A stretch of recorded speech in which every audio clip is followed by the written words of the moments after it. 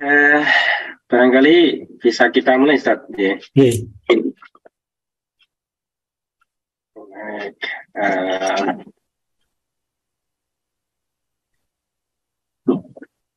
Bismillahirrahmanirrahim. Assalamualaikum warahmatullahi wabarakatuh. Waalaikumsalam warahmatullahi wabarakatuh. Alhamdulillah. Wassalatu wassalamu ala rasulillah wa ala alihi wa sahbihi wa mengwalah. Puji syukur kita panjatkan kehadiran Allah Ta'ala atas limpahan barokah, nikmat, rahmatnya kepada kita semua, sehingga di pagi hari ini kita kembali bisa berjumpa walaupun secara virtual untuk menyimak kajian tarjih secara online oleh Ustadz kita, Ustadz Dr. Syamsul Hidayat. Sebelumnya kami menyapa pada Bapak Ibu semua yang hadir di Zoom dan juga barangkali Bapak Ibu, saudara-saudara yang menyimak kajian ini melalui TV Muhammadiyah dimanapun berada. Ya, mudah-mudahan Allah SWT senantiasa melimpahkan kesehatan dan barokahnya kepada kita semua, sehingga kita bisa mengambil manfaat dari kajian tarjih di pagi hari ini. Baik Bapak Ibu semua, di kesempatan kali ini Ustadz Dr. Syamsul Hidayat akan membahas tentang fatwa tarjih Muhammadiyah. Yang pertama menyikapi undangan tahlilan, kemudian yang kedua hukum membaca tahlilan di rumah duka, dan yang ketiga hukum memakan makanan dari acara kematian. Nah, ini barangkali hal-hal yang sangat bersinggungan dengan kehidupan kita sehari-hari di tengah masyarakat Muslim di Indonesia. Nah, ini satu hal yang perlu kita pahami terkait dengan keputusan ataupun fatwa majelis tarjih masalah ini, sehingga kita bisa menyikapinya dengan baik sesuai dengan tuntunan yang kita yakini. Baik, Bapak Ibu semua, langsung saja kami persilahkan kepada Dr. Syamsul Hidayat untuk menyampaikan materinya kurang lebih 45 menit, kemudian nanti dilanjutkan tanya jawab. Monggo Ustaz. Sebelumnya kita mulai dengan bacaan basmalah. Bismillahirrahmanirrahim. Monggo Ustaz. Assalamualaikum warahmatullahi wabarakatuh. Waalaikumsalam warahmatullahi wabarakatuh. Alhamdulillahirabbil alamin. Wa bihi nasta'inu ala umuri dunya waddin. Wassalatu wassalamu ala khatamil anbiya'i wal mursalin Muhammadinil mab'usi rahmatan lil alamin wa ala alihi wa ashabihi wa dzurriyyatihi wa man tabi'ahum bi ihsanin ila yaumiddin. Amma ba'd. Ya ayyuhalladzina amanu taqullaha haqqa tuqatih wa la tamutunna illa wa antum muslimun.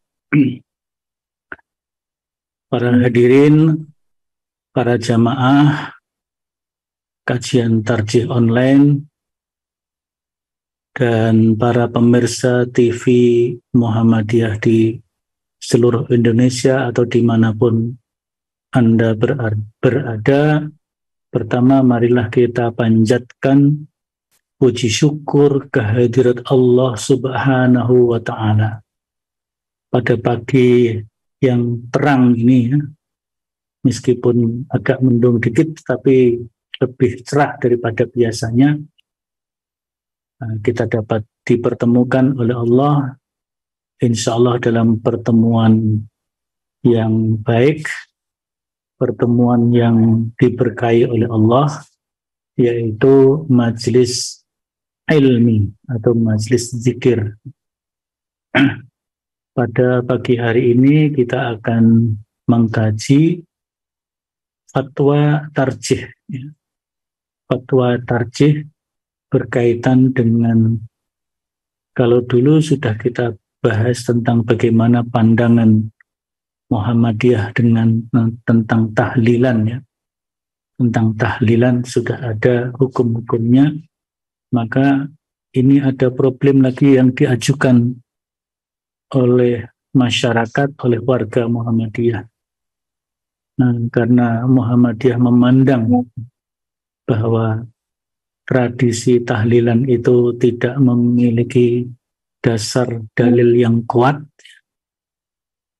bahkan cenderung itu percampuran, ya, berasal dari tradisi kebiasaan di luar Islam, tapi kemudian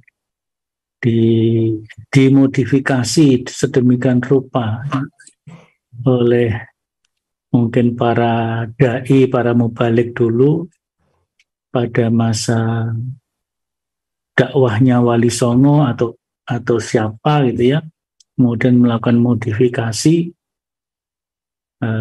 diisi dengan bacaan-bacaan seperti kalimatut tauhid atau tahlil, ya, tahlil Yasin dan sebagainya. Tapi pelaksanaannya tetap menyesuaikan dengan tradisi budaya yang semula dari agama lain, bukan agama Islam. Maka di sini kan terjadi sinkretisme, sehingga Muhammadiyah memandang warga Muhammadiyah sebaiknya tidak melaksanakan hal itu, ya. Tidak melaksanakan hal itu. Kalau kita membaca tahlil kalimat tauhid la ilaha illallah, tentu itu diajarkan, dan itu kita membacanya di kapan saja. Di antaranya sebagai wirid ba'da sholat, kemudian kalau kita sedang bertawaf mengelilingi Ka'bah itu juga ada bacaan tahlilnya la ilaha illallah, ya. Atau kita sedang wukuf di Arafah, la ilaha illallah wahdahu la syarikalah lahul mulku walahul hamdu wa huwa ala kulli syai'in qadir, ya. Kalau tawaf tadi kita bacanya subhanallah walhamdulillah wa la ilaha illallah wallahu akbar wa la hawla wa la quwata illa billah. Nah, kalau bacaan-bacaannya baik itu bacaan yang ditentukan waktunya maupun bebas kita membacanya sebagai zikrullah kita kepada Allah, maka itu membaca tahlil satu hal yang baik. Tapi kalau tahlilan itu dikaitkan dengan hari-hari tertentu yang tidak ada tuntunan agamanya, nah itu yang menjadi oleh majelis tarjih dipandang itu tidak memiliki dasar yang kuat, apalagi itu kegiatannya ya mendekati kegiatan ubudiyah, ya. Nah, padahal dalam masalah ubudiyah harus ada dalilnya, ya. Jadi masalah ibadah itu kalau nggak ada dalilnya tidak dikerjakan, karena kaidah fikihnya berbunyi al-aslu fil ibadati at-tahrim. Aslinya dalam masalah ibadah itu adalah diharamkan. Jadi kalau nggak ada perintahnya diharamkan. Maka ada kalimat berikutnya illa ma dallat dalilu ala amrihi, kecuali ada dalil yang memerintahkannya. Salat, ya. Salat karena ada dalil yang memerintahkannya, aqimus shalah, kemudian dijelaskan waktu-waktunya, maka kita kerjakan salat. Ada yang wajib, ada yang sunnah, ya. Yang sunnah juga begitu, ada perintahnya, ada tuntunannya langsung dari Rasulullah SAW melalui hadis-hadisnya, seperti sholat tahiyatul masjid, ya. Kalau nggak ada perintahnya ya kita nggak kerjakan, karena ada perintahnya. Bahkan Rasulullah mengingatkan orang yang masuk masjid langsung duduk, ditanya, apakah kamu sudah sholat yang menjadi haknya masjid? Sahabat tadi mengatakan belum. Berdirilah untuk sholat, sholatlah sebagai haknya masjid. Sehingga kalau di dalam hadis itu namanya sholat hakul masjid, sholat yang menjadi haknya masjid. Tapi mungkin menyebut sholat hakul masjid agak susah, maka ahli fikih, para fuqaha menggantinya dengan istilah sholat sunat tahiyatul masjid. Nah, itu ya diantaranya. Nah, ada problem tadi, ini datang dari namanya Pak Siswo dari Mojokerto, Jawa Timur, yang menanyakan atau meminta fatwa kepada majelis tarjih istifta, yang melakukan istifta, meminta fatwa kepada majelis tarjih. Kalau Muhammadiyah punya pandangan seperti itu, bagaimana kita kalau ada undangan, ya? Karena kita itu hidup bersama dengan tetangga, dengan masyarakat yang berbagai macam pemahamannya, mungkin juga keyakinannya. Bagaimana kalau kita diundang, apalagi undangannya pakai undangan leks lagi ya. Kadang-kadang undangan tahlilan itu lebih leks daripada undangan walimahan kadang-kadang gitu. Dilampiri dengan buku tahlil yasinnya juga gitu ya. Ada undangannya, ada buku ininya ya, buku bacaan yang dibaca sebagai tahlil yasinnya gitu kan.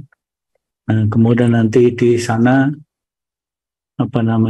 sudah ada macam-macamnya lah, Bu, baik yang dinikmati di tempat maupun dibawa pulang. Bahkan ada yang pulangnya masih dikasih amplop lagi ya, pakai amplop. Kalau waliman kan pulang nggak dikasih amplop, tapi yasin tahlil pulang dikasih amplop. Amplopnya kadang-kadang 100, 150, 200, macam-macam. Bagaimana kalau ada undangan seperti itu ya? Jadi dalam kehidupan bersama yang berbagai macam paham, keyakinan yang ada di sekitar kita, dalam masyarakat kita, prinsipnya, ya, prinsip yang dipegangi oleh majelis tarjih yang pertama adalah kita menjaga kemurnian agama kita. Yang pertama, menjaga kemurnian agama kita. Kita usahakan sedapat mungkin kita membersihkan, ya, memurnikan dan membersihkan dalam kita meyakini, memahami, menghayati sampai mengamalkan agama kita itu adalah tadi prinsipnya pemurnian. Kita memurnikan, tidak tercampur dengan ajaran-ajaran agama yang lain. Dalam bahasa Al-Qur'annya, wala talbisul haqqa bil batil. Jangan mencampurkan antara yang hak dengan yang batil. Itu prinsip yang pertama. Tapi prinsip yang kedua, karena kita bermuamalah, bergaul, hidup bersama, prinsip yang kedua adalah membangun toleransi. Membangun toleransi itu artinya kita memahami ada orang lain yang memiliki keyakinan yang lain, memiliki paham yang lain, sehingga kita menghormati paham dan keyakinan orang lain tersebut. Kita membiarkan orang lain untuk mengamalkan pemahaman dan keyakinannya. Jadi prinsip yang kedua adalah tasamuh atau toleransi. Tapi tasamuh dan toleransi tetap terkait dengan menjaga kemurnian akidah ibadah kita agar tidak tercampur dengan yang lain. Jadi kita tidak a priori kemudian karena kita tidak melaksanakannya, kemudian kita tidak memberi penghormatan, tidak menghormati, tidak memberikan keleluasaan kepada saudara-saudara kita yang berkeyakinan lain untuk menjalankan keyakinannya. Nah, kita tetap memberikan keleluasaan kepada saudara-saudara kita yang memiliki paham yang berbeda agar mereka tetap melaksanakan apa yang sudah menjadi pemahamannya, keyakinannya, dan itulah untuk membangun hidup yang harmonis antar anggota masyarakat.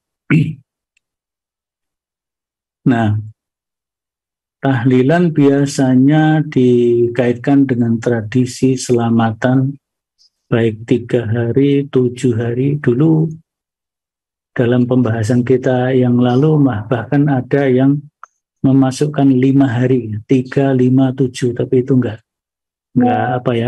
lazim, enggak umum. Yang umum adalah 3, 7, 40, 100, kemudian 1000, ya. Atau sebelum 1000 adalah istilahnya mendak 1, mendak pindu, mendak yang ketiga itulah 1000. Nah itu yang seperti itu merupakan tradisi agama Hindu, sehingga tidak ada sumbernya dalam Islam. Sedangkan bacaan tahlil merupakan modifikasi yang dilakukan oleh ulama-ulama atau mubalik dulu untuk mempermudah jalan mendakwahkan Islam. Tapi mestinya kan itu sebagai tahapan tertentu di dalam mendakwahkan Islam. Istilahnya itu baru proses menggembirakan orang berislam. Sehingga ya cara apa saja yang penting orang gembira, sukarela, senang masuk Islam.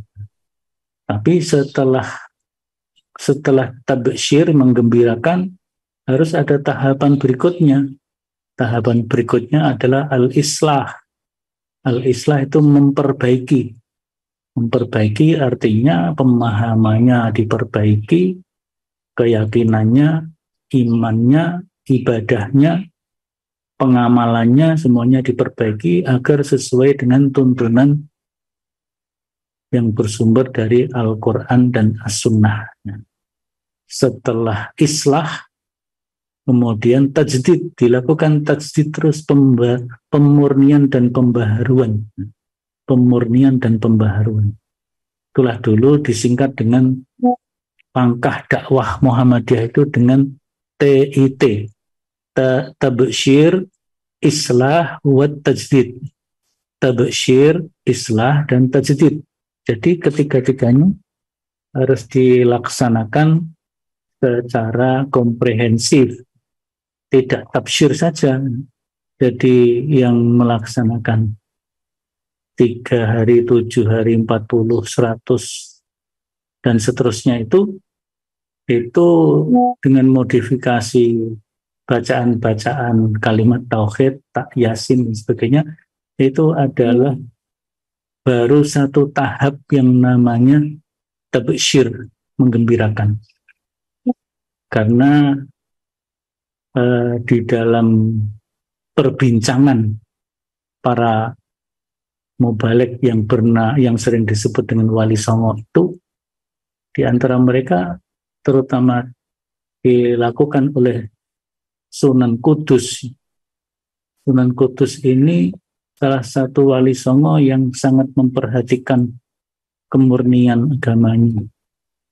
Sunan Kudus menanyakan kepada Sunan Kalijogo dan sebagainya, ini kita melakukan modifikasi seperti ini, apakah tidak berbahaya kalau nanti 3 hari, 7 hari, 40 hari itu dianggap sebagai tuntunan agama? Maka di antara para wali itu ada yang memberikan jawaban. Mereka menjawab, nanti pada waktunya akan hadir, akan datang mubalik dai-dai yang akan meluruskan pemahaman ini, yang akan memurnikan agamanya. Nah, itu barangkali di antara yang diharapkan hadir itu ya seperti gerakan seperti Muhammadiyah dan yang lain-lainnya. Nah, jadi maka tidak hanya berhenti di tingkat tabsyir saja, harus ditingkatkan berikutnya, yaitu al-islah, perbaikan, Dan yang ketiga adalah tajdid, pemurnian dan pemurnian serta pembaharuan. Kalau dalam masalah akidah, ibadah, pemurnian, dalam bidang muamalah, dalam bidang budaya, melakukan pembaharuan, pengembangan seperti kita melaksanakan pendidikan, itu terus pembaharuan dan pembaharuan. Membangun manajemen organisasi juga pembaharuan terus. Nah, itu. Maka bagaimana kalau ada undangan? Kalau ada undangan, karena kan kita itu hidup bersama, ya. Jadi tentang bacaan tahlil yang dibaca pada waktu tertentu, kemudian diniatkan bacaan itu dikirimkan kepada orang yang sudah mati dan meninggal, dikirimkan pahalanya, itu termasuk masalah khilafiyah di antara ulama. Tapi kalau 3, 7, 40 itu sebenarnya bukan khilafiyah, itu ya memang itu berasal bukan dari agama Islam, sehingga sebaiknya harus ditinggalkan.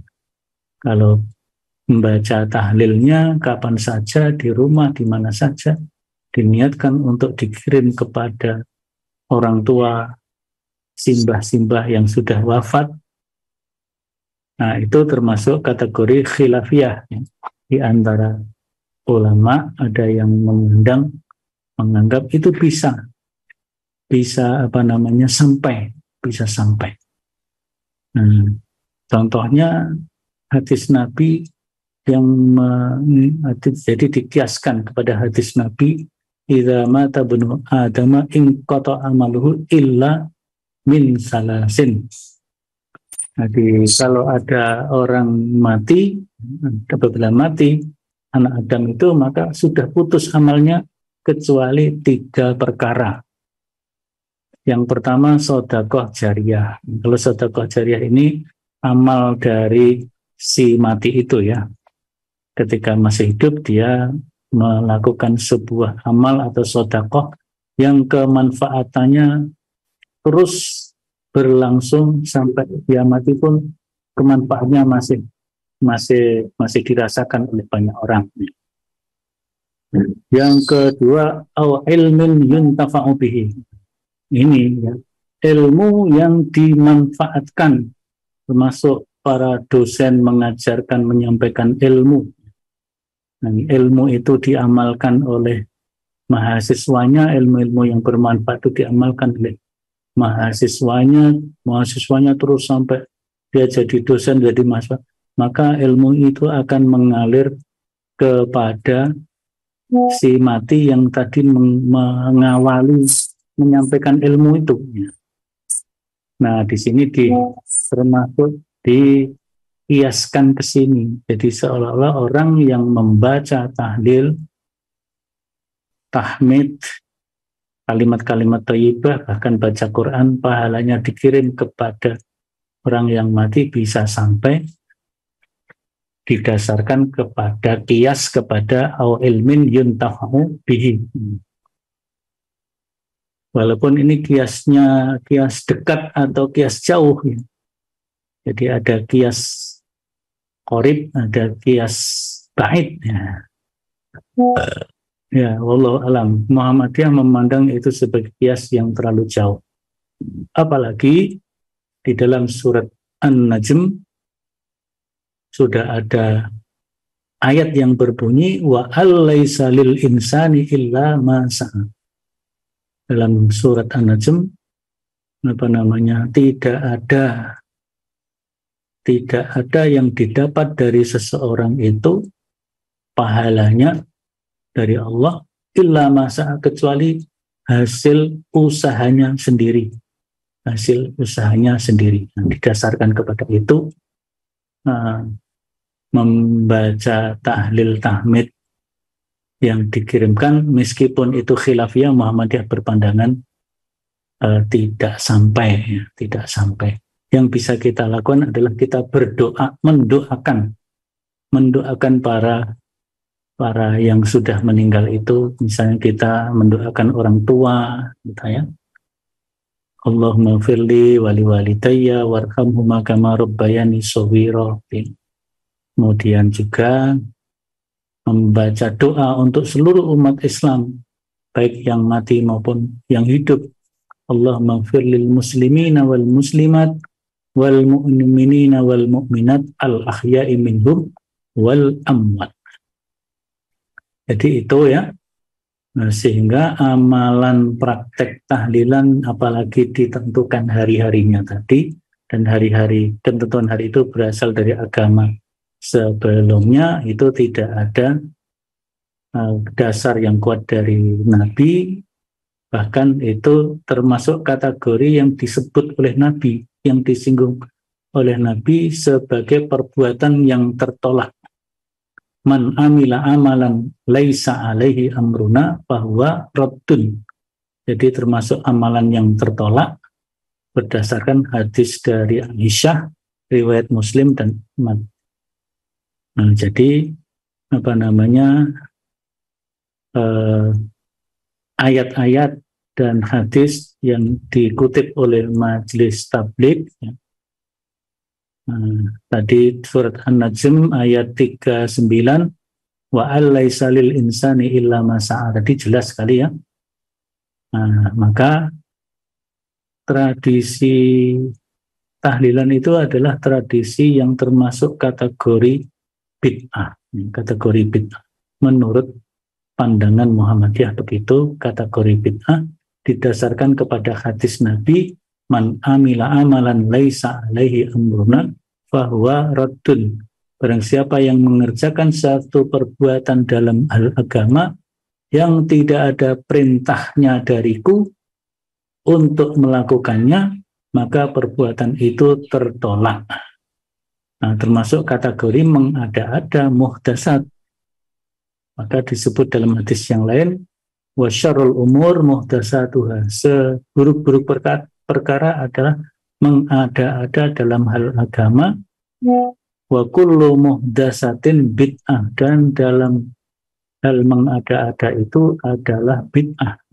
Jadi setiap mengada-ada dalam urusan agama, ibadah dan akidah adalah bid'ah. Wa kullu bid'atin dolalah, dan setiap kebid'ahan adalah kesesatan. Oleh karena itu Muhammadiyah tidak melakukannya. Nah, kalau sekarang kalau ada undangan, bagaimana menyikapi undangan tahlilan kematian, maka bisa saja orang kita yang mendapat undangan untuk minta izin untuk tidak ikut tahlilan dengan alasan misalnya boleh, kalau kita mau mengatakan secara terus terang, pemahaman kami dan keyakinan kami itu tidak membolehkan tahlilan untuk kematian. Jadi bisa kita katakan seperti itu ya, kita minta pamit, minta izin. Dulu sudah sering dicontohkan misalnya oleh Ketua Majelis Tarjih tahun 90-an, yaitu Profesor Asmuni Abdurrahman. Beliau ini tinggalnya waktu itu di daerah Pleret, Bantul. Namanya kalau ada pas kegiatan itu tetangganya, beliau mengupayakan ada acara keluar sambil minta izin. Mengupayakan acara keluar sambil minta izin untuk tidak hadir. Jadi mungkin untuk menyatakan terus terang paham kami tidak membolehkan, mungkin bisa jadi kita tidak sampai untuk menyampaikan itu. Maka seperti Prof. Asmuni itu, beliau pamit untuk pergi kemana, ada kegiatan keluar, sehingga bisa menghindari itu. Ini salah satu cara. Ya, salah satu cara apabila kita bisa menyatakan minta izin. Nah, jika hal itu tidak dilakukan dan harus tidak bisa dilakukan maksudnya, dan harus menghadiri tahlilan untuk menghormati orang yang mengundang, maka hendaklah kita bersifat pasif. Kita hadir memenuhi undangan karena susah untuk mencari kilah tidak menghadirinya, maka kita bisa hadir tapi dengan sikap yang pasif. Sikap yang pasif artinya kita tidak ikut melaksanakan ritualnya, ya. Tidak meyakini ritualnya sebagai ritual yang benar, ya kita hanya bertoleransi, jadi menghadiri tapi bersifat pasif. Ini saran dari majelis tarjih seperti itu, ya. Nah, kemudian ada pertanyaan yang lain lagi, yaitu apakah harus dilakukan bila ada salah satu keluarga yang meninggal, karena mengingat mayoritas lingkungan kompleknya masih kuat melaksanakan seperti itu, apakah kita juga harus ikut-ikut melaksanakan seperti itu, ya. Majelis tarjih ini kalau tadi kan yang pertama dan kedua persoalan undangan, ya, kita mendapatkan undangan. Nah, kalau dapat undangan, yang pertama kalau bisa pamit, minta izin, baik dengan terus terang menyampaikan. Kalau saya termasuk yang menyampaikan terus terang. Dulu di daerah makam haji dan sekitarnya ini banyak yang masih melakukan itu, ya. Dan ketika saya dapat undangan, saya sampaikan saya mohon pamit tidak bisa hadir. Termasuk dulu ada kegiatan sadranan yang isinya juga tahlilan, saya minta pamit, minta izin. Insya Allah kegiatan yang lain saya hadir dan nyengkuyung. Nah, misalnya dalam sadranan itu juga ada tarian sumbangan. Saya juga bilang karena ini tidak sesuai dengan keyakinan saya tidak bisa hadir dan saya tidak ikut menyumbang. Tapi untuk kegiatan yang lain, kebersamaan yang tidak terkait dengan paham keagamaan, saya akan hadir dan nyengkuyung, dan itu dipahami. Sehingga kalau ada kegiatan-kegiatan seperti itu, akhirnya saya tidak dapat undangan, tapi kegiatan lain tetap dapat undangan dan bisa pengaturan, ya, bersosialisasi dengan mereka dengan baik.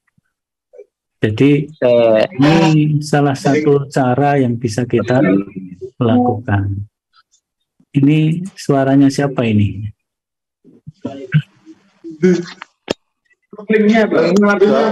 Mikrofonnya di mute, ya. Nah, kemudian tadi kalau keluarga kita ada yang meninggal, kemudian lingkungan kita itu terbiasa bertradisi tahlilan, apakah kita harus melaksanakan seperti itu? Nah, kalau kita bisa menjelaskan dengan baik kepada masyarakat di sekitar kita, ya kita usahakan, kita sampaikan, kita berikan, kami tidak melaksanakan tahlilan karena ini. Dengan penjelasan yang baik, insya Allah bisa dipahami. Jadi insya Allah bisa dipahami. Nah, jadi kita bisa menjelaskan, kita tidak melakukannya karena kami memiliki pemahaman dan keyakinan seperti ini, seperti ini. Nah, kalau mau melakukan mentahlilkan saudara saya, silahkan dari tempatnya masing-masing, misalnya seperti itu.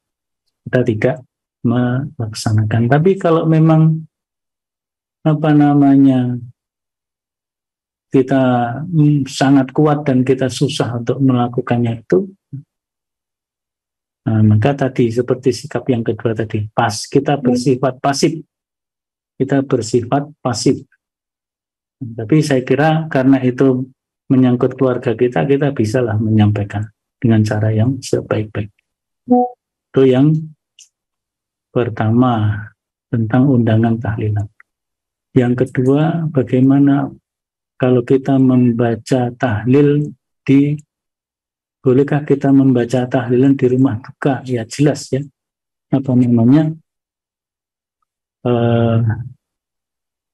dalam konteks fatwa tarjih yang sebelumnya, bahwa tahlilan itu adalah sesuatu yang tidak dituntunkan, warga Muhammadiyah harusnya meninggalkan, otomatis membaca tahlilan di rumah kematian atau rumah duka itu termasuk kategori bid'ah yang harus ditinggalkan.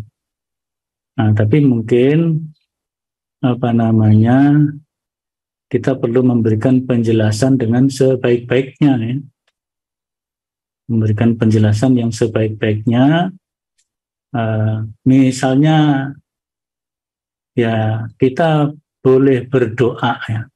Kita berdoa, mendoakan orang-orang yang sudah wafat itu dari keluarga kita, dari tetangga kita, bisa di tempat rumah duka itu sambil menghibur keluarga, kita berdoa, kita mendoakan pada orang yang sudah wafat, ya. Berdoa secukupnya, jangan lama-lama kemudian nanti dianggap sebuah tradisi.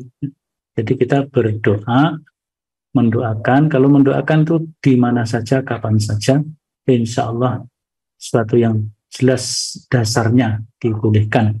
Tapi kalau mengirim pahala, baca tahlil, kirim pahala, tadi memang ada khilafiyah, tapi Muhammadiyah berpandangan karena ada surat An-Najm ayat berapa tadi, 53 atau berapa tadi,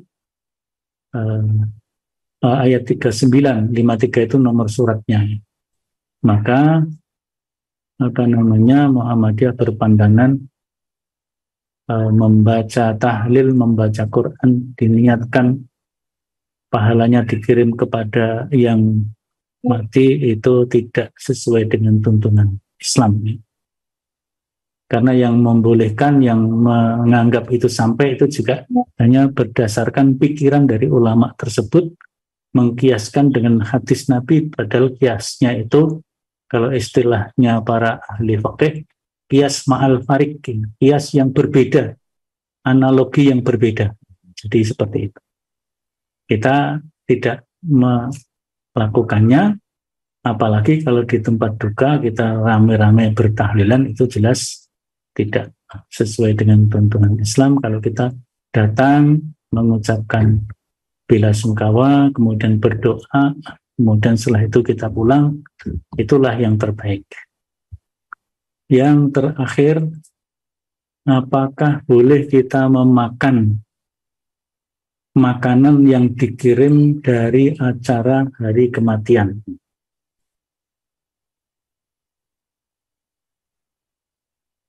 Selamatan hari kematian itu bisa pas hari kematiannya, kemudian selamatan 3 hari, 7 hari, atau 5 hari juga, ada yang menyebut 5 hari, dan seterusnya. Nah, ritual semacam itu jelas tidak ada tuntunannya dalam Islam. Kemudian bagaimana, apakah makanan yang dihidangkan itu kemudian diharamkan untuk dikonsumsi? Maka di sini berdasarkan fatwa tarjih yang lain yang sudah pernah disampaikan, bahwa makanan yang secara mutlak diharamkan di dalam Al-Quran, yang jelas seperti dalam surat Al-Baqarah ayat 173, innama harrama alaikumul maitatu waddamu walahmul khinzir wa ma uhilla li ghairillahi bihi famanitturra ghaira bagin wala atin fala isma alaih innallaha ghafurur rahim. Kalau nggak salah ini juga sempat kita baca pada Selasa yang lalu.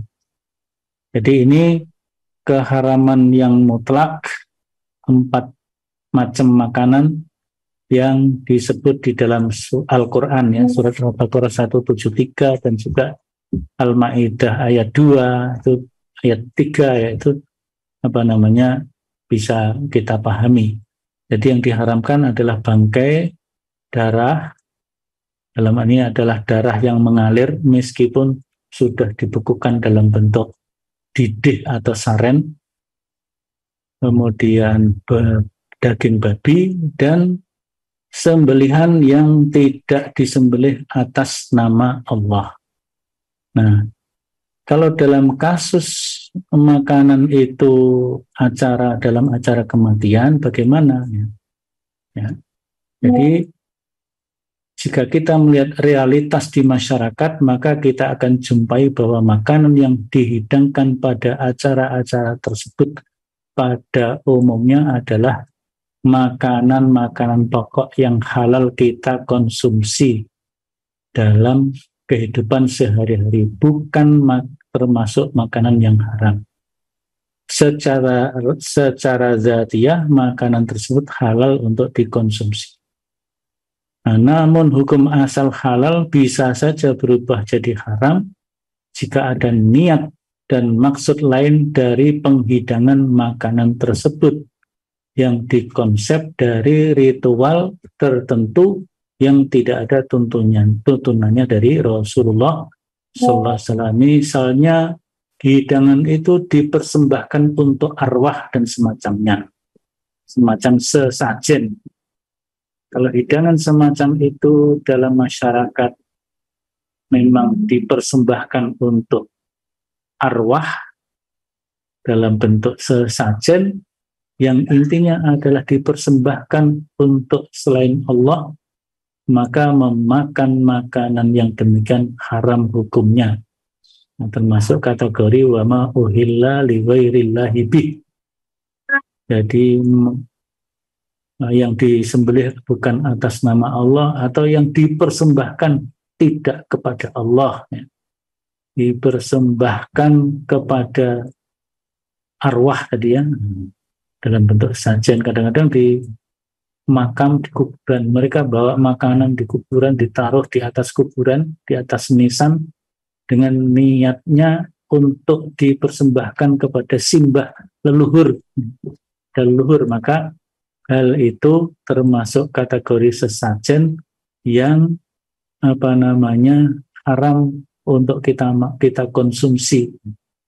Tapi kalau acara 3 hari, 7 hari, 40 hari dan sebagainya yang merupakan ritual, meskipun tidak ada tuntunannya, mestinya tidak boleh dilakukan, tetapi di dalamnya ada hidangan makanan khususnya yang disembelih, dan itu tidak disembelih atau tidak diperuntukkan makanannya itu, sembelihannya itu untuk selain Allah, ya. Jadi menyembelihnya juga atas nama Allah, makanannya bukan untuk bukan sebagai sesaji kepada arwah, tapi memang dihidangkan untuk dikonsumsi jamaah yang hadir, maka memakan makanan tersebut termasuk dibolehkan. Jadi jika makanan itu adalah daging yang disembelih untuk sesaji kepada arwah, maka haram dimakan. Sebagaimana Al-Baqarah 173 tadi, wa ma uhilla li ghairillahi bihi. Adapun makanan selain daging yang bukan untuk sesaji dan pada dasarnya tidak haram, maka itu boleh dimakan. Dan memang niatnya untuk memberi hidangan kepada orang yang hadir, meskipun dagingnya disembelih dengan atas nama Allah dan makanannya dihidangkan bukan untuk sesajen kepada yang mati, tapi dihidangkan kepada yang hadir, maka itu boleh dikonsumsi. Nah, misalnya kan mereka menghadirkan tamu banyak, kemudian masakannya banyak.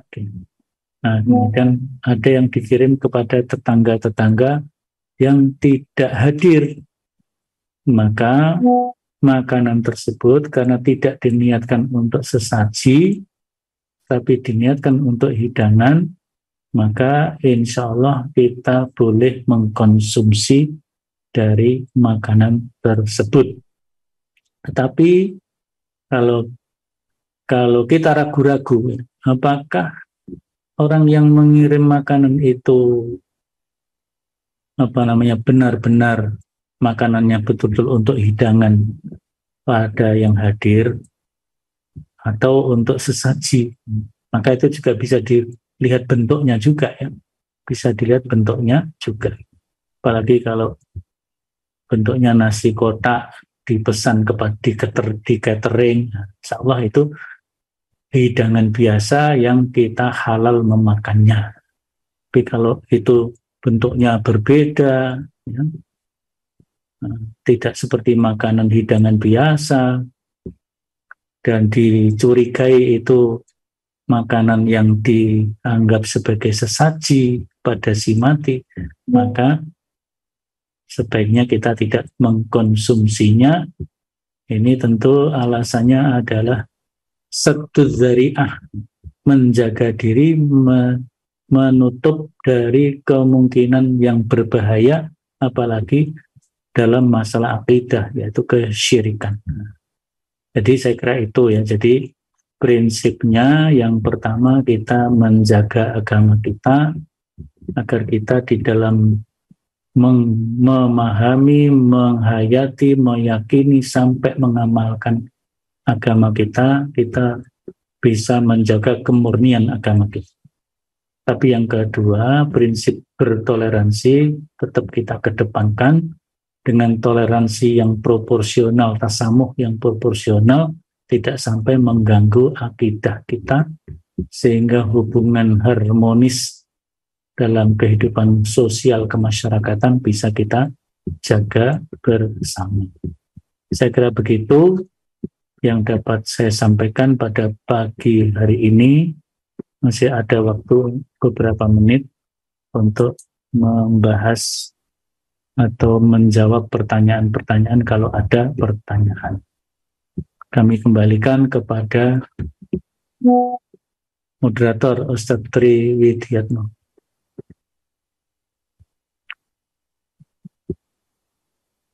Mana Ustadz Tri?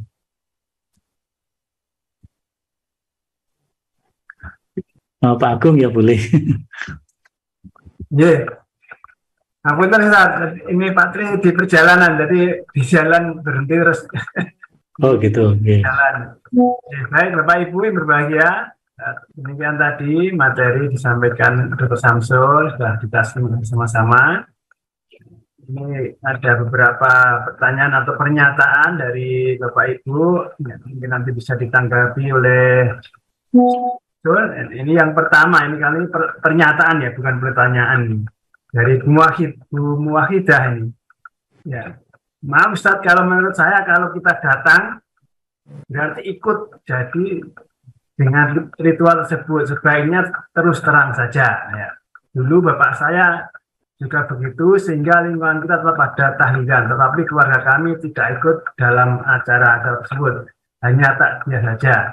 Alhamdulillah lingkungan kami sebagian besar Nahdien juga bisa memahami. Nah, itu tadi praktek ya, yang sudah dilaksanakan Bu Muwahidah dan keluarga. Ini ya itu sudah seperti yang saya sampaikan tadi, bahwa saya juga melakukan hal yang sama.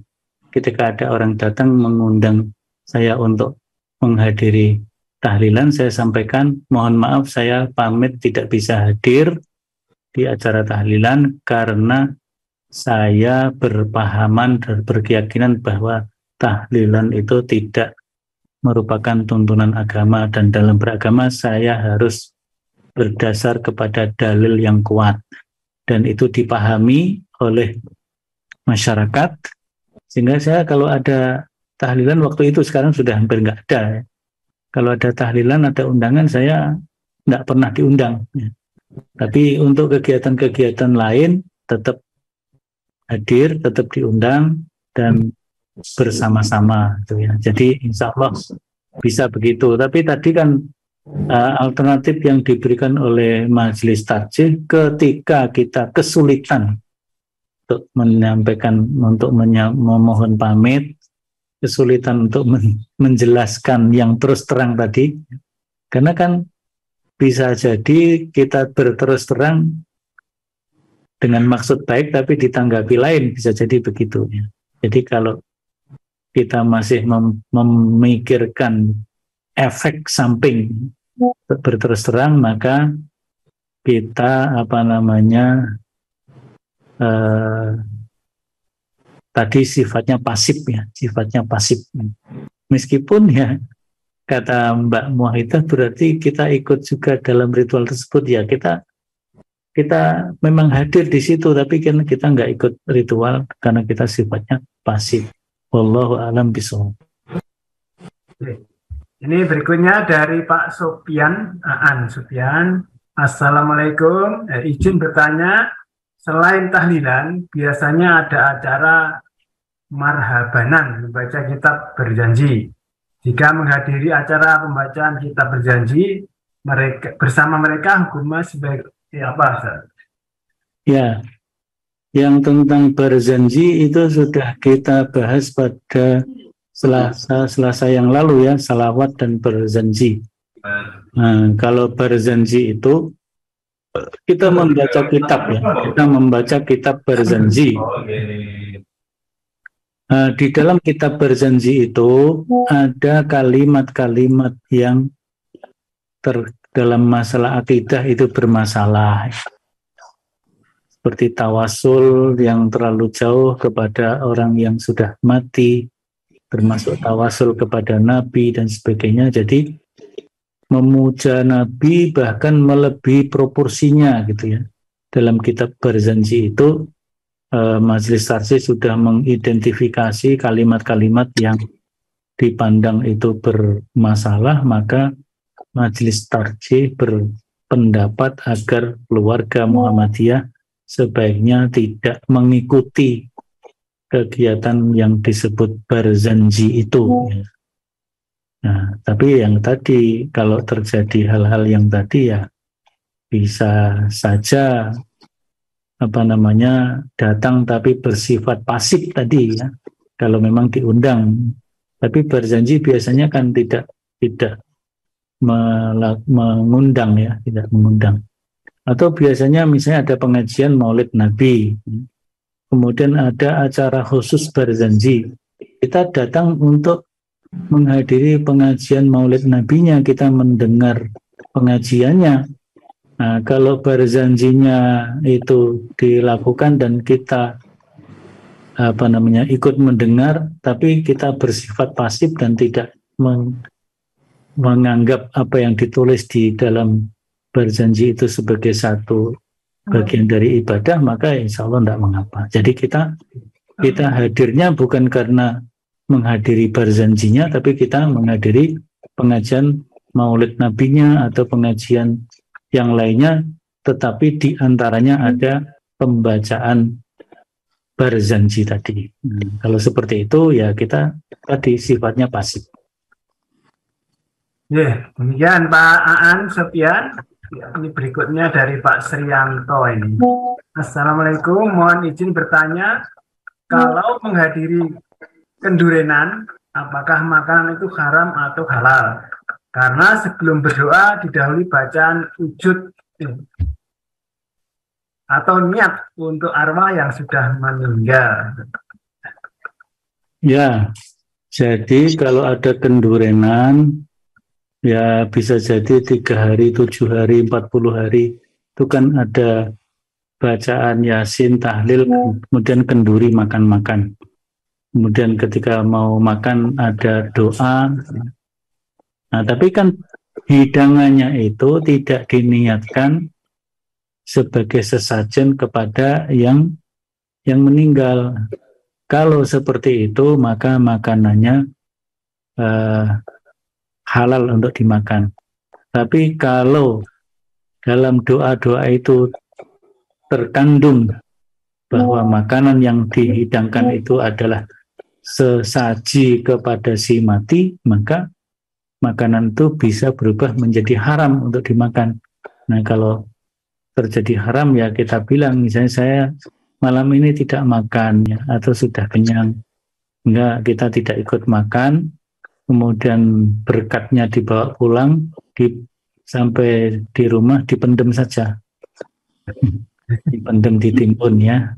Untuk pupuk, bukan dipersembahkan kepada pohon, tapi untuk pupuk. Misalnya seperti itu, insya Allah bisa kita siasati untuk tidak terlibat memakan makanan yang haram. Ya, demikian Pak Srianto ya. Ini Pak Soleh nih. Amin. Saya tidak menghadiri undangan tahlilan, tetapi saya selalu dicangkingkan berkatnya oleh tetangga lain yang hadir. Bahkan sohibul tahlilannya kunjung ke rumah saya. Disertai permintaan agar almarhum didoakan oleh saya. Meskipun kalau demikian. Ya, itu sama dengan yang saya sampaikan. Nah, karena Pak Soleh Amin ini sudah menjadi tokoh besar di masyarakatnya ya, dipunjung atau dicangkingkan ya.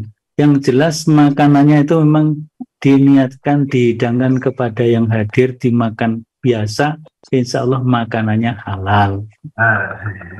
Dipunjung didatangkan, diantar ke rumah sambil minta agar kita diminta mendoakan keluarga yang meninggal tadi, ya itu baik-baik saja, insya Allah tidak masalah. Nah, jadi kita tidak menghadiri undangan tahlilan sudah bagus dan sudah dipahami oleh masyarakat, tapi kebaikan mereka mengirim, mencangkingkan berkatnya ya, kemudian bahkan masih dikirimi oleh tuan rumahnya ya, itu insya Allah makanannya halal kita makan, insya Allah. Demikian Pak Soleh ya, bisa dimakan. Bu Winarni nih, bismillah Ustaz, mau tanya kalau kita diundang untuk mengikuti pengajian, kemudian kita datang, ternyata pengajian ini ada dalam rangka 100 harian orang yang meninggal. Acaranya mendoakan yang meninggal dan ada juga pengajian juga. Kemudian makan bersama, apakah diperbolehkan menghadiri undangan seperti ini? Mirip-mirip itu. Ya, tadi kan kalau undangannya terus terang ini dalam rangka 100 hari, kita bisa pamit tadi kan, pamit tidak bisa hadir karena apa? Kalau mau terus terang atau dengan kilah yang lain, saya tidak bisa hadir karena saya ada acara di luar sana, gitu, bisa juga. Tapi kalau terpaksa nggak bisa menghindari untuk hadir, maka kita hadir secara pasif tadi. Kalau acaranya juga ternyata mendoakan, enggak apa-apa kalau mendoakan. Jadi mendoakan yang meninggal, doa, betul-betul doa, bukan membaca Yasin tahlil, tapi betul-betul doa. Itu enggak apa-apa malahnya. Jadi kita bahkan acara apapun, kita selipi acara itu dengan doa untuk mendoakan saudara-saudara muslimin muslimat yang sudah wafat. Itu satu hal yang baik ya, mendoakan sama muslim. Ini kalau acara betul-betul mendoakan ya. Kalau mendoakan yang meninggal, insya Allah tidak masalah ya. Jadi kita hadir di pengajian itu karena tidak ada embel-embel 100 hari dan macam-macam, kita hadir dan acaranya mendoakan, makan bersama, insya Allah tidak masalah. Tapi ternyata acaranya adalah dalam rangka 100 hari, maka kita sifatnya pasif. Kalau ada tahlil Yasin tahlilnya, kita bersifat pasif. Kalau ada doa, betul-betul isinya mendoakan Allahumma firlahu warhamhu misalnya, nah kita ikut mendoakan, mengaminkan doa tersebut. Jadi insya Allah la ba'sa bihi. Baik, ini satu lagi pertanyaan karena sudah 8:30 kurang 1 menit. Mohon pencerahan ya, perkataan yang halus, netral untuk menghindari undangan tahlilan, Ustaz. Ya tadi mohon maaf hari undangan ini saya nggak bisa hadir karena saya ada acara di sana. Kemudian kita betul-betul pergi gitu, pergi walaupun hanya sebentar, nanti pulang apa kan gitu. Jadi caranya secara halus seperti itu, bahwa alam.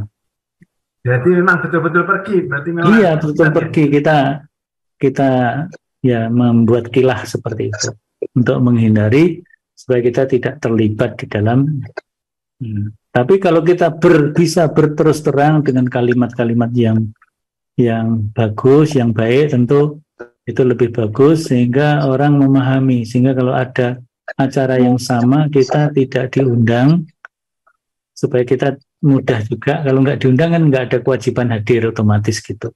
Tapi kalau kegiatan-kegiatan yang lain kita tetap hadir, kita tetap bergaul dengan baik, insya Allah itu bisa dipahami. Ya, baik Ustaz, karena sudah 8:30, mungkin kita cukupkan ya. Mungkin terakhir closing statement dari Ustaz.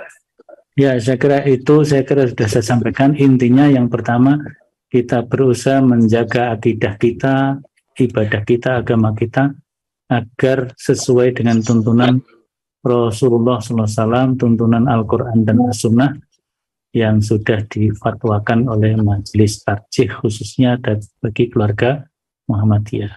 Tapi sisi toleransi, menghormati, bergaul dengan baik itu tetap kita perhatikan. Jadi memang Islam mengajarkan seperti itu, menyeimbangkan antara prinsip menjaga agama dengan bertoleransi. Saya kira begitu. Terima kasih pada bapak-bapak dan ibu semuanya. Kurang lebihnya mohon maaf. Nasrun minallah wa fathun qarib wa basyiril mu'minin.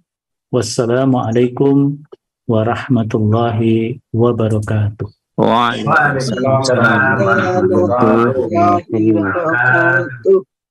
Demikian Bapak Ibu beserta kajian meditasi pada hari ini telah kita lalui bersama. Mudah-mudahan membawa manfaat bagi kita semuanya, kehidupan kita di masyarakat. Akhiri pertemuan ini dengan bacaan hamdalah. Alhamdulillah. Mudah-mudahan kita ketemu di pekan yang datang. Wassalamualaikum warahmatullahi wabarakatuh. Waalaikumsalam warahmatullahi wabarakatuh.